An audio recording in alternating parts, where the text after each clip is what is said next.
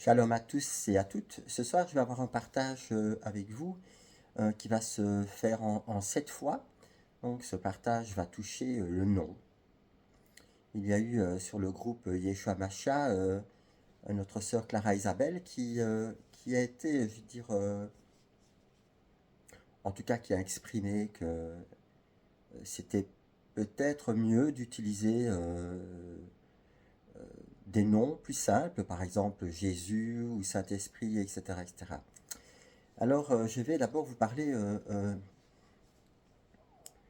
d'une expérience personnelle. Vous savez que dans mon ministère de prophète, le prophète n'est pas quelqu'un qui est parachuté comme ça, c'est quelqu'un qui est choisi, prédestiné à l'avance pour être au service de Yahweh. Donc, dans mon chemin, je vais dire, il y a eu toute une préparation qui s'est faite bien avant mon appel. Et cette préparation a été faite dans mon caractère. Et ce caractère a été, je veux dire, voulu par Yahweh tranchant. Un exemple, j'ai un jeune frère qui, étant enfant, des voisins ont déformé son nom, donc ils l'ont appelé Icho, alors que son vrai nom c'est Fabrizio.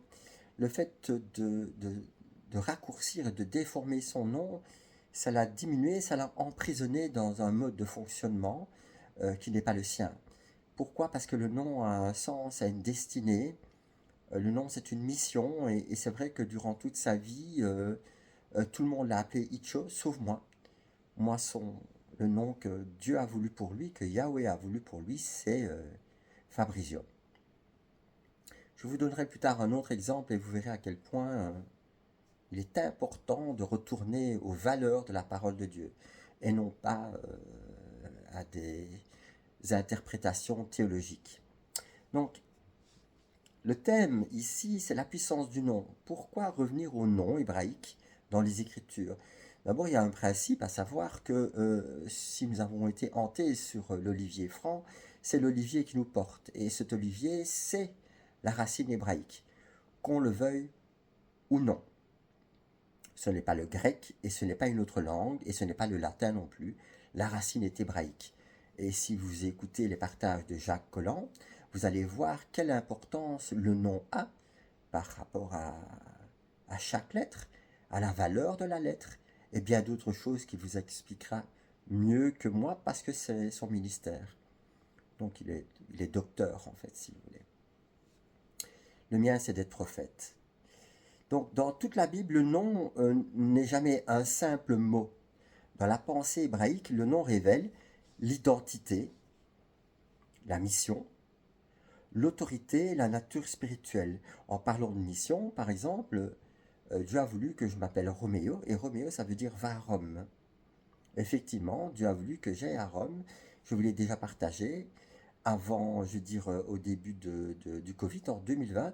Et le Seigneur a voulu que le pape, à l'époque, Francesco, soit amené vers moi pour que je lui dise que tous les systèmes religieux, y compris l'institution catholique romaine, étaient tous jugés et condamnés. Tous, je dis tous. Ça inclut les protestants, les évangéliques, les pentecôtistes, les anglicans, etc., etc. Et toutes les religions aussi, hein. Je les mets toutes dans le même temps, puisque tout a été fermé. Donc vous voyez que mon nom avait et a une mission, qui n'est pas terminée d'ailleurs. Donc la nature spirituelle du nom.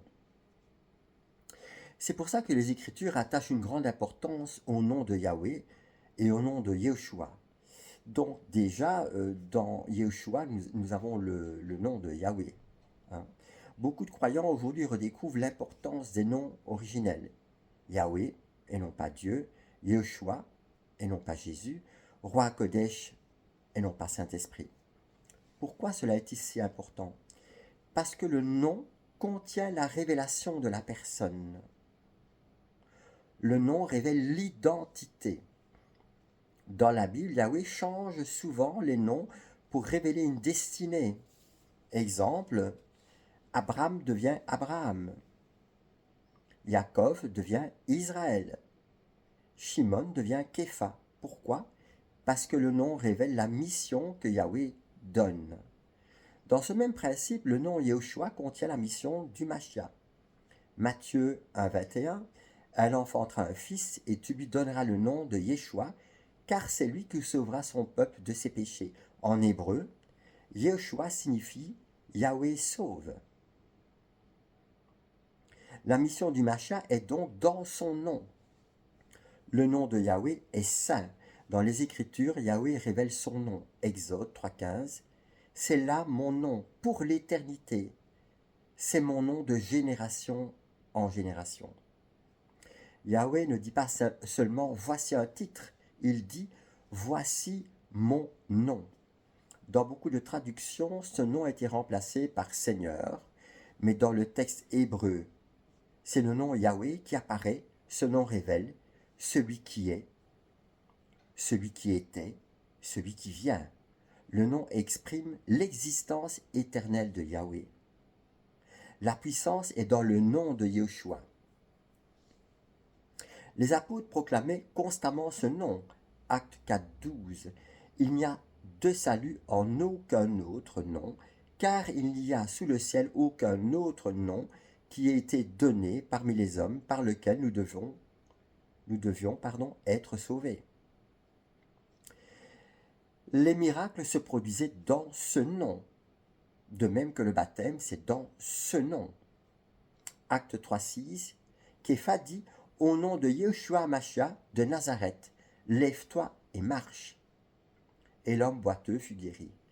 Le nom représente l'autorité, la puissance, la présence du Mashiach. Les traductions ont modifié les noms. Les Écritures ont traversé plusieurs langues, l'hébreu, le grec, le latin, la langue moderne. Dans ce processus, Yeshua est devenu Jésus, même si le roi Kodesh m'a montré autre chose, puisque les rabbins, en fait, ont volontairement estropié et réduit le nom de Yeshua en Yeshu, et Yeshu veut dire que son nom et sa mémoire sont effacés. Donc il y a une volonté d'estropier le nom de Yeshua.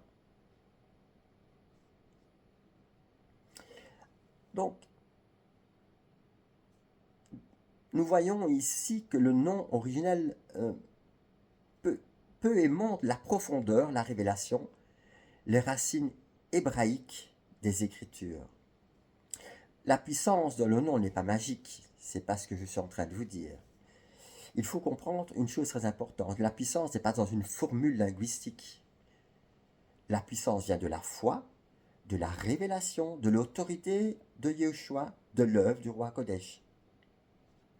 Les apôtres parlaient souvent en grec et pourtant les miracles se produisaient. Pourquoi?